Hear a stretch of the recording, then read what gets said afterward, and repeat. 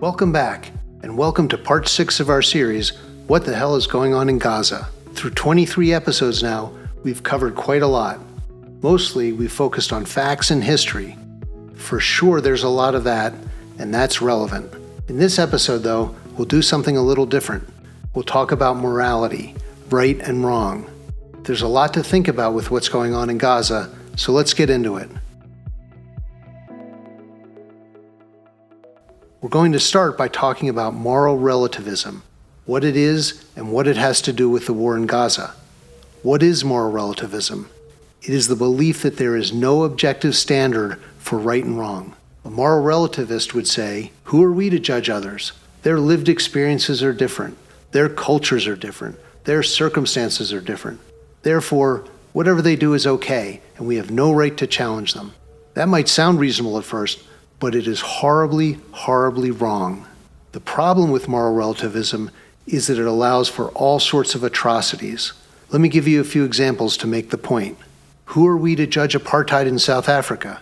Who are we to judge slavery in Yemen? Who are we to judge genocide in Rwanda? No.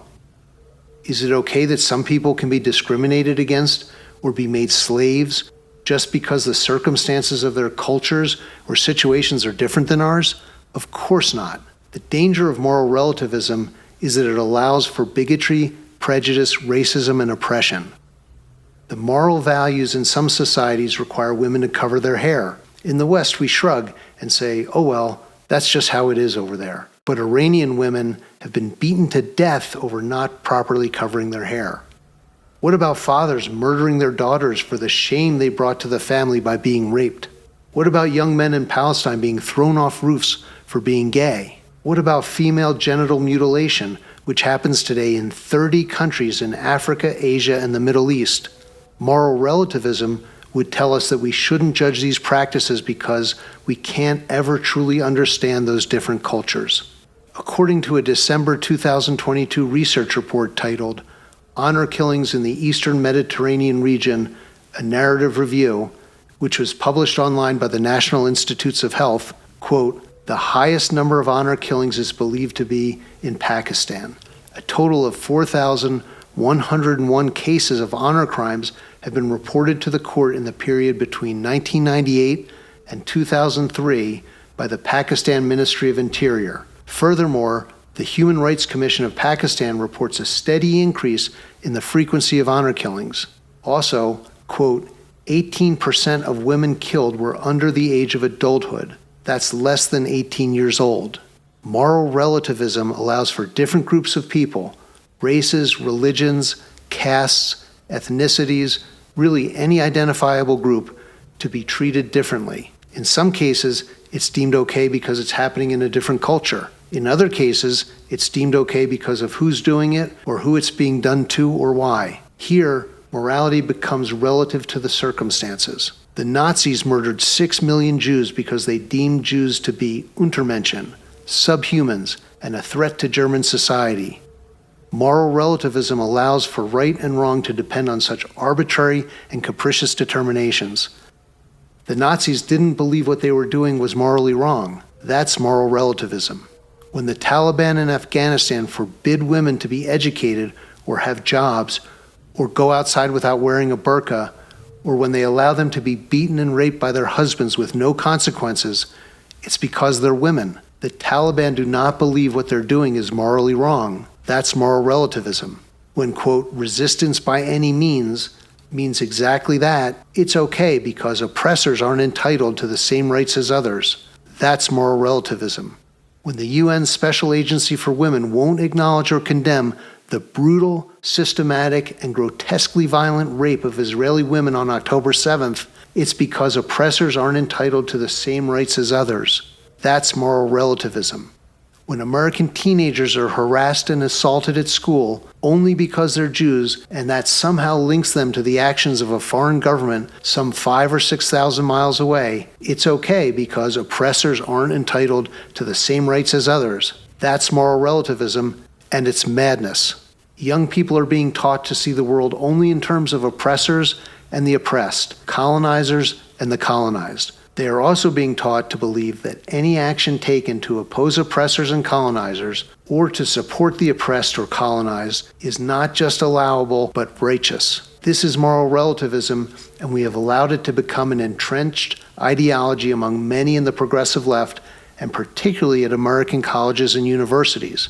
As a worldview, this is simply wrong. The world does not divide that way, and importantly, it is disgraceful to classify whole groups of people, races, ethnicities, nationalities, etc., as fundamentally good or fundamentally evil. This terribly flawed ideology is being applied to Israel and the Jewish people. The false narrative is that Jews are oppressors and Palestinians are the oppressed, and therefore any action by or on behalf of Palestinians against Jews is justified and even righteous, while any action by or on behalf of or in support of Jews is evil.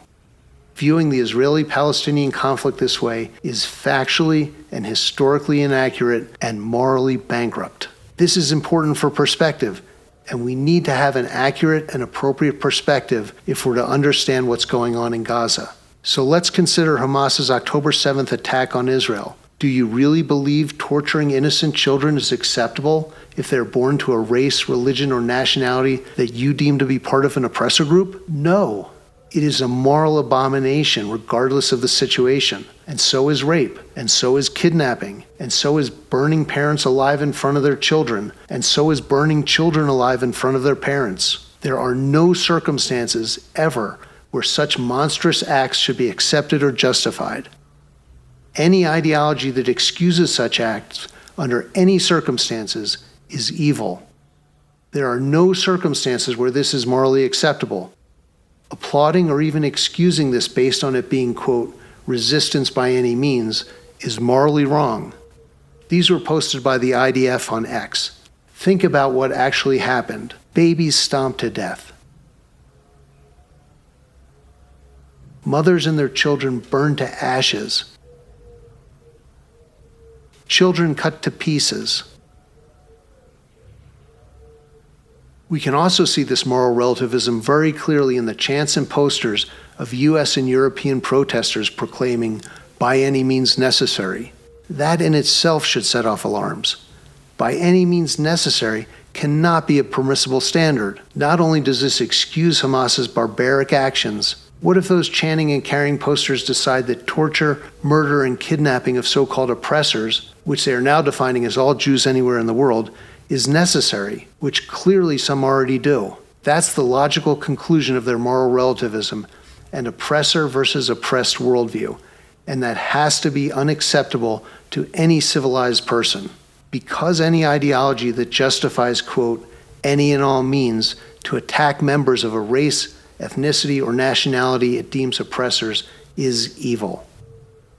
Rather than moral relativism, we have to have a universal morality. Our Western civilization may not be perfect, but it is indisputably the pinnacle of human achievement in terms of human rights, equal rights, individual freedoms, prosperity, charity, medicine, science, technology, and more. There is no other time or place that even comes close. And so much of this exists because Western civilization birthed, embraces, and shares with the world the principles of universal morality. We believe all people are created equal. All people are entitled to equal treatment under the law, and all people deserve equal rights. There is right and there is wrong, and they don't depend on culture or circumstances or whether some group is deemed to be oppressors. We cannot accept anything less than that, even if you think Israel is in the wrong, even if our hearts ache over the suffering of Palestinians. If that is allowed to become a justification for barbaric acts of torture, rape, murder, and kidnapping, we won't have a civilization. There are some who say it's fine, who say burn it all down, but that's madness. If we want a better, fairer society, there are constructive ways to work toward that, but thinking that any good will come from abandoning our values, embracing barbarity, and burning down the best, fairest, and most humane society humanity has ever created is simply delusional. We have to defeat this thinking because we cannot accept a world where certain races or religions or ethnicities or nationalities can be considered undeserving of basic human rights and legal protections and left to be savagely victimized by others in our society. What a terrible shame it is that this needs to be said, but here we are, and it needs to be said. Thank you for watching episode 24 of our series, What the Hell is Going On in Gaza? This one was a special topic, and we hope it was helpful to you in getting a better understanding of the situation in Gaza and around the world. We learned that moral relativism allows some groups of people to have rights, but not others. That's where genocide, slavery, and discrimination come from. That's where by any means necessary as a basis for rape, torture, and horrific murders comes from. We learned that universal morality ensures all people have equal rights and is a bottom line requirement for any healthy civilization. If you'd like to leave a comment or get in touch, visit our website at www.getthefactsmiddleeast.com. There's much more to learn, so we hope you'll keep going. Next up is part 7, starting with episode 25, where we'll take a closer look at the role and implications of religious extremism. Thank you for joining us. We appreciate your interest in learning more about the war in Gaza. And remember, where there is no knowledge, there can be no insight.